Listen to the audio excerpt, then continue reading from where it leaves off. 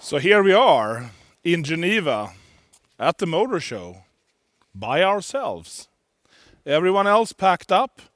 We said that we cannot do. We built this amazing stand and we have these amazing cars, and just to pack up and go home, no way. We follow the motto of the Go Squadron: the show must go on. Of course, not the Geneva Motor Show. That shut down this year. Let's hope it comes up next year again. We will see. But we want to take the opportunity here by ourselves to at least make you behind the screens of all the computers around the world to see what we're up to.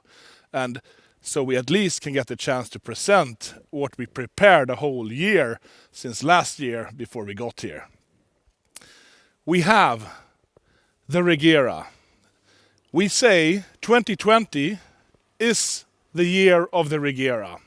We are at the production rate of 1 car per week, basically churning them out. I would say for a small factory, 1 car a week is not so bad. And by the end of the year, we will have built all 80 Regeras. As some of you know, last year we broke a world record with the Regera. 31.49 seconds to 400 kilometers per hour and back to zero again. Unheard of. What's even more amazing, really, is that was done on a very poor track with very low grip. So we're quite certain if we redo that in slightly better conditions, we can go under the magic 30-second numbers with the Regera. So during the year of the Regera, we will have another go and see what it can do, also around some racetracks and so on. This car is really the pinnacle of all our efforts until now. But not only do we have the Regera, everything we learned and put into this car, we revamp and redo for our parallel models that I will show you tonight. And of course, the brother of the Regera, my father, the Jesko. Last year, we showcased the track version. This year, we have promised to showcase the high-speed version. So please, ladies and gentlemen, enjoy.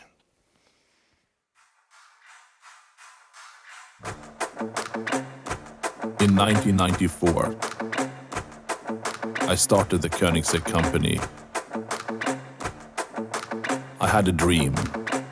I wanted to build the best sports car. Little did I know how hard it would be, but I had a dream, and I was willing to sacrifice everything to make it happen. It did happen, and every effort along the way was worth it. Even a devastating fire tried to stop us. It failed.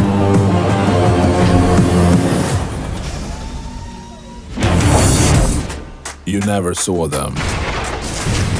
You only heard them. The ghosts. We ended up in the Ghost Squadron hangars. Now, a low-flying fighter, just a few centimeters off the ground. The Jesko Absolute.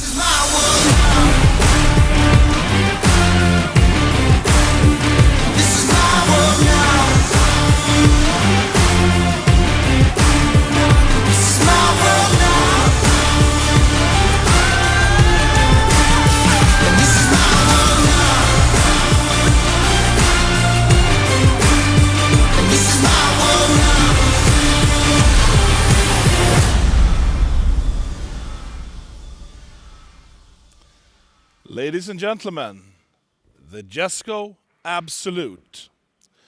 So what is this machine we have in front of us? Many of you can recognize it from last year's track-focused Jesko. But this year, it's the high-speed focused Jesko. This is the fastest Koenigsegg we will ever endeavor to make. We spent thousands of hours in CFD calculations and streamlining this car from a design perspective, from a cooling perspective, from a high-speed stability perspective. We ended up with a drag of only 0.278. It is the lowest drag number for any of these types of cars. With 1600 horsepower, with 1500 newton meters of torque, you need a lot of cooling, and you need wide tires to put the power to the ground, and you still do need downforce to make it stable. And to end up with that kind of low drag number is truly amazing. And if you do your math, and if you check our RPM limits, the power graph, and the drag of this car, you will see the potential of the top speed of this car. It is truly amazing. Like last time when we took the world speed record for a series-produced homologated car on a public road in 2 directions, we had to wait years to find the right venue and to be able to close off a road. And it was also still dangerous. There can be winds, there can be animals, there can be something rolling out on the road. It's just dangerous activity to do this kind of high-speed testing. But if you do it in a controlled manner, you can minimize the risks. And it would be a shame not to show what this car is capable of. When it will happen, we don't know yet. Exactly how, we don't know yet. But we've built the car to be able to set new high-speed records. That's what the Jesko Absolute is about. The name also comes from the fact, of course, that this is the absolutely fastest Koenigsegg we will ever make. Very exciting. The customers can choose in the configurator that we're opening up today on all the pre-sold Koenigsegg's if they want the track version or if they want the absolute high-speed version. We don't know how many of the 125 cars will be either or, so it'll be very interesting to see what our customers choose. But we're not done yet. We have something more for you at the Geneva Koenigsegg Motor Show 2020. Stay tuned.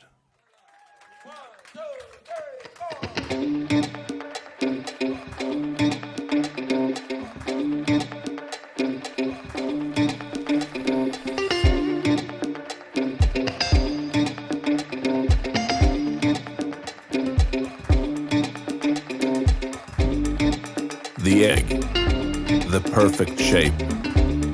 Strong, simple, unquestionable. All Koenigseggs have cockpits in the shape of the egg. For the first time, we complete the egg. Oh, damn.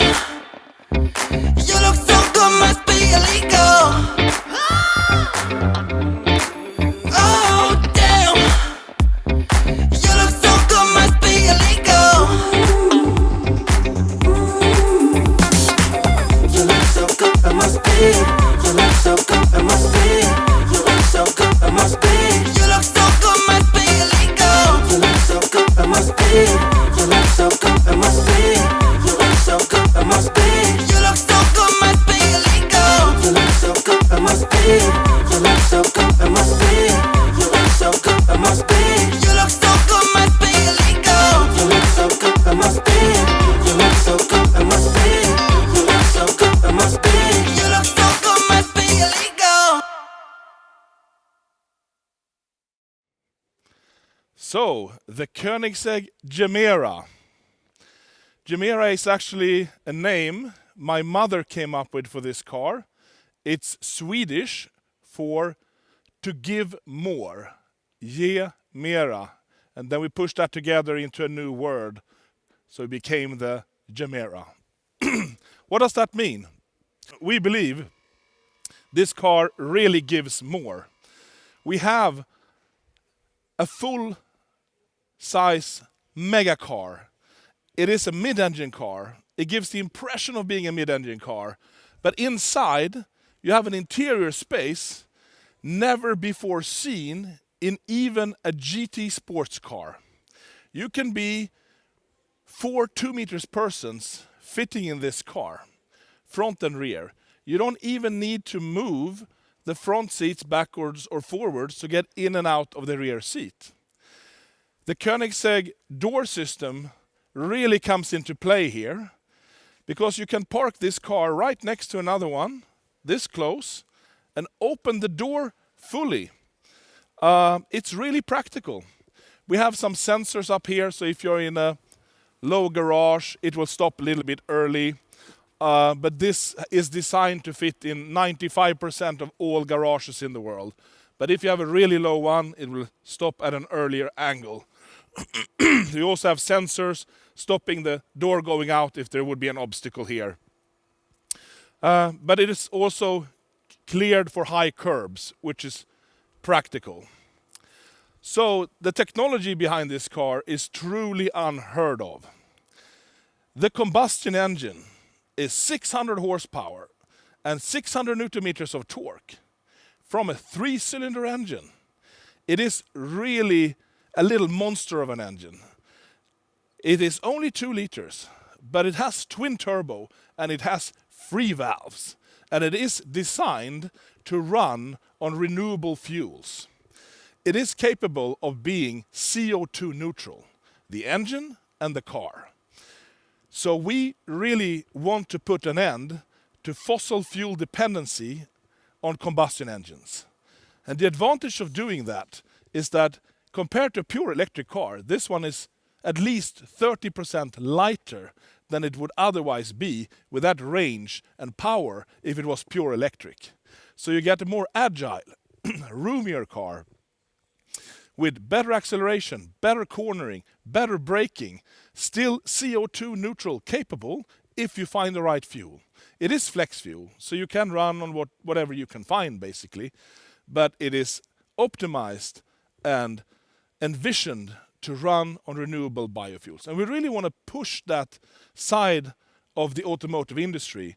Electric cars are great, but there are not enough charging stations around, and it's difficult to produce cells quickly enough for worldwide implementation. So this is a parallel track where you get a lighter car, more performance, CO2 neutral, basically emission free with all the particle filters and everything, and especially if you run on alcohols, it's extremely clean. And if you fill it up on renewable alcohol, and you can also plug it in and fill up electricity, you can be as CO2 neutral and as environmentally friendly as a pure electric car. It is also a sports car, of course, so you do get the sound from the combustion engine. And when I say 3-cylinder, of course, it sounds like a tiny little engine that won't sound so exciting. But if we open up the rear here, you will see that we have a titanium Akrapovic exhaust system that is tuned to make this engine sound amazing. And as it is 2-liter engine, you have very big cylinders, even though they're only 3. So you get this guttural grunt, which really suits the character of the car. And if you come closer again, you can see in the back here, we have a pretty big boot space with 3 full-size carry-ons. And if you go to the front, we have, if we open up the front, we have space for one more. So for each passenger, there is a full-size carry-on. And of course, if you're only 3 persons, you can also use one of the rear seats for a bigger bag or a golf bag or something like that. It is truly designed for long-distance travel. If you fuel it up fully and charge it up fully, you have a 1,000-kilometer range. That is quite exciting. Of course, you probably need to go to the toilet or something before you use up all of that energy, but we want to show you don't have to stop for any other reason than basically your own personal needs until you reach your destination. I haven't talked about power and performance yet. How about 3,500 newton meters of torque? How about 1,700 horsepower? It is truly unheard of, the power level for a 4-seater. Not only is it powerful 4-seater, it is 4-wheel drive. So the combustion engine, together with an electrical motor, drives the front axle. And the front axle has an hydraulic clutch for each output shaft. So you get torque vectoring on the front axle. In the rear, we have one 500 horsepower electrical motor with 1,000 newton meters each for each rear wheel. So again, you get torque vectoring. So four-wheel drive, four-wheel torque vectoring, and four-wheel steering. So the chassis of this car is truly state-of-the-art. We can play around with so many variables to make it steady as a freight train on the Autobahn and agile around the corners, around the track, because we can play with all of these parameters in a truly astounding way. It is a full carbon fiber construction, body, monocoque, chassis, everything. It has a global rigidity of 40,000 newton meters per degree from axle to axle, which is really astonishing for a four-seater. The weight, the curb weight, well, our production aim is 1,880 kilos or so. The aim is to stay under 1,900. With this kind of fuel size, battery size, four-seater, full-size car, it is a really competitive weight. So please enjoy. Thank you so much.